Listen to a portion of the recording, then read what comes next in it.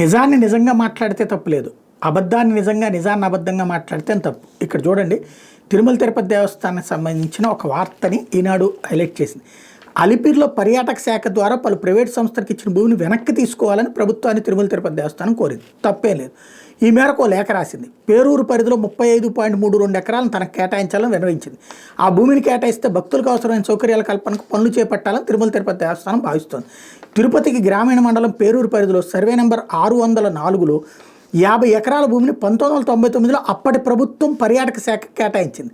ఆ తర్వాత అందులో 35.32 ఎకరాలను పలు ప్రైవేట్ సంస్థలకు శ్రీహరిధామం, దేవలోక్ హోటళ్ల నిర్మాణానికి ఇచ్చారు. వైష్ణవి మెర్సటైల్కి 10.32 ఎకరాలు, ఒబెరాయ్ గ్రూప్కి చెందిన ముంతాజ్ హోటల్స్ లిమిటెడ్కి 20 ఎకరాలు, ఎంఆర్కేఆర్ కన్స్ట్రక్షన్స్ లిమిటెడ్కి 5 ఎకరాలు కేటాయించారు.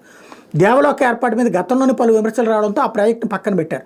వైసీపీ అధికారంలోకి వచ్చాక ఒబెరాయ్ గ్రూప్ నుంచి చెందిన ముంతాజ్ హోటల్స్ లిమిటెడ్కు 20 ఎకరాలు కేటాయించింది. అలిపిరికి అతి సమీపంలో స్టార్ హోటల్ నిర్మాణంపై హిందూ సంఘాల నుంచి తీవ్ర అభ్యంతరం.